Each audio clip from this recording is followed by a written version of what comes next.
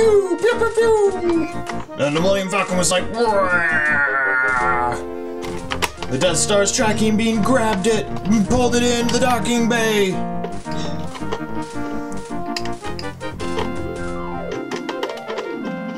Screw it! In you go! And then an escape pod dropped in with C-3PO and R2-D2 and everyone was like, whoa, why did that happen? Where's that button? And this happened.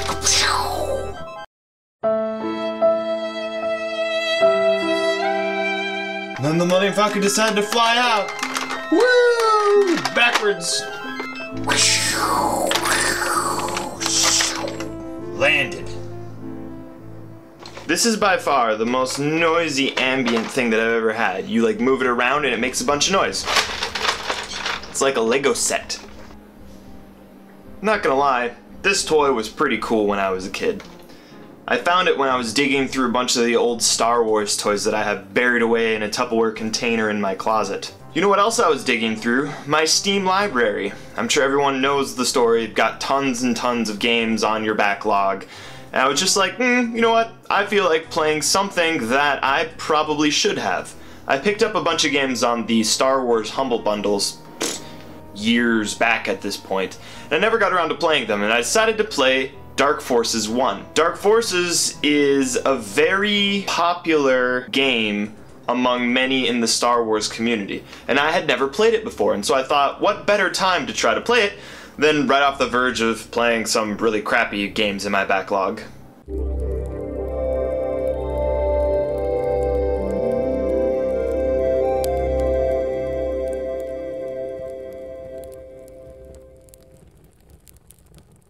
Star Wars Dark Forces is a first-person shooter developed by LucasArts and released in 1995.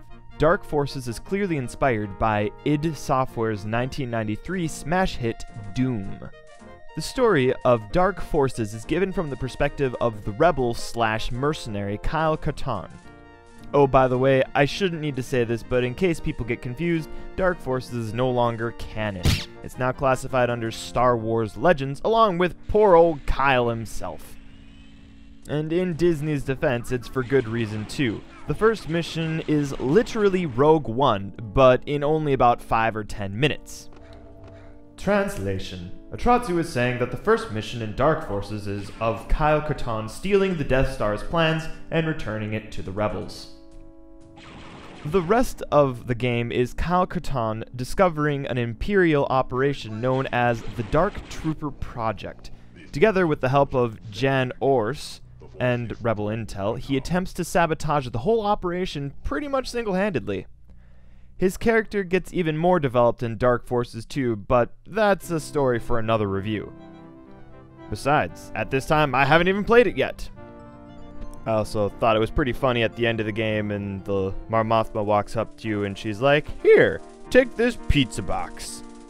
I know it's a reward case, but still, it reminds me a lot of a pizza box.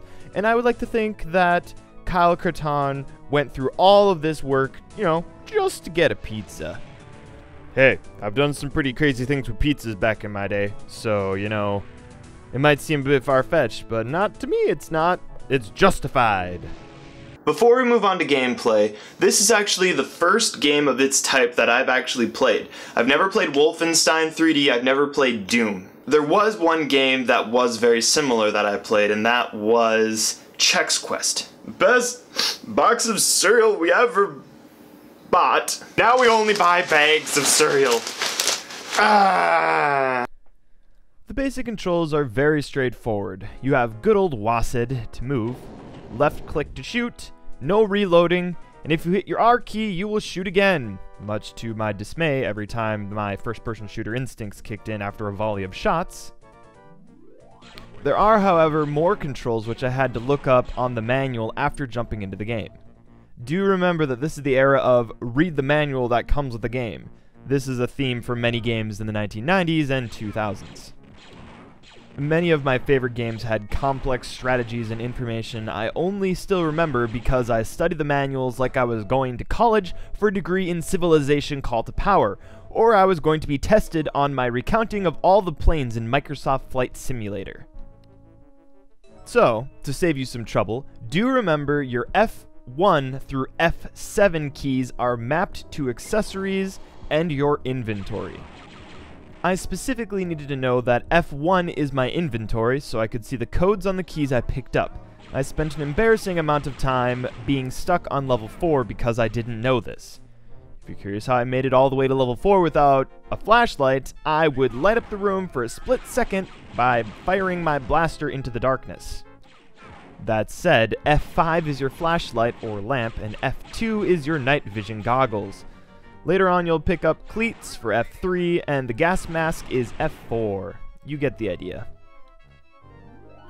A few more keys which might make your life a little bit easier are Tab to bring up your HUD map. This is how you keep track of which rooms you've been in and where the doors are. Remember that there are lots of hidden rooms which won't show up on this map, so don't let it distract you too much. Also, your page up and page down keys are used to bring your view up and down. Dark Forces thankfully has a lot of forgiveness when it comes to the angle you're shooting, but sometimes you cannot avoid looking up or down to shoot a switch or to hit that pesky stormtrooper just out of reach. Another similarity with Doom is the use of colored keys. Sometimes these keys are necessary to complete a level, but there are some levels which use the colored keys only to open up secret locations which will give you more weapons, ammo, shields, and gear. Something that surprised me and I almost left out of the gameplay section of this review is that there's actually a great deal of parkouring that you need to do. From area to area, some parts require you to parkour your way through. For example, the final level requires you to make a sequence of several jumps to get across large gaps. Speaking of levels, there are 14 levels in total.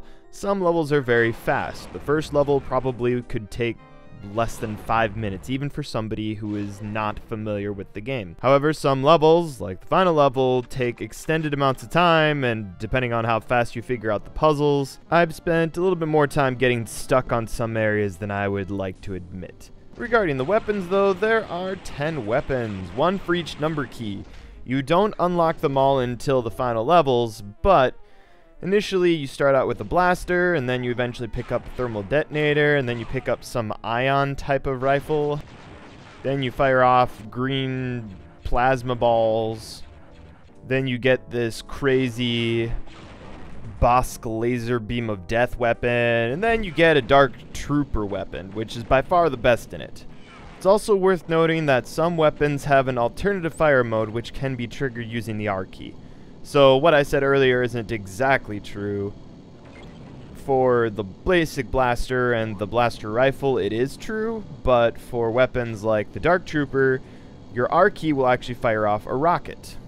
Normally I don't have much to say about music and graphics in my reviews, but that's mostly because I feel like they speak for themselves, and that both are very subjective and opinionated. You're either going to like the music and graphics, or you're going to dislike one or the other. However, there was something absolutely fantastic about the old 90s style in this game that just touched me.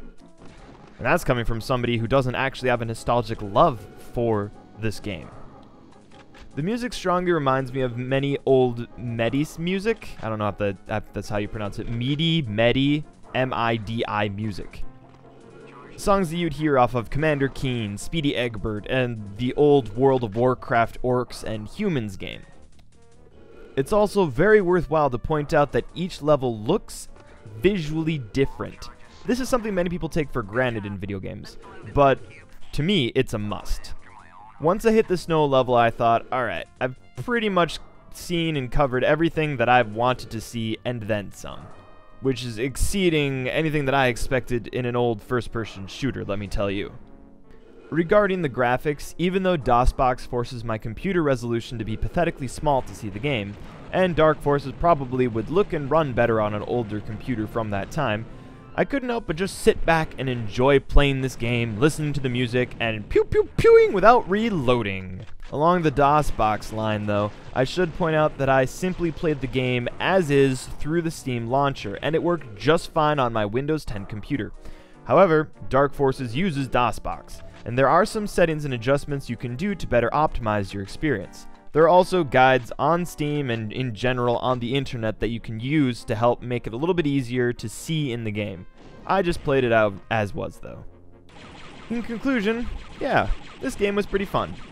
After the last few games I'd played in my quest to play all of my old Steam library games, I really needed to play a classic Star Wars game, and this was exactly what the doctor ordered. I enjoyed pretty much every aspect of the game. The game doesn't overstay its welcome. If you do get stuck on parts, there are guides online which can help you get through a level that you're stuck on. That's really about it. Thank you for watching. My name's Atratzu, and I approve this review.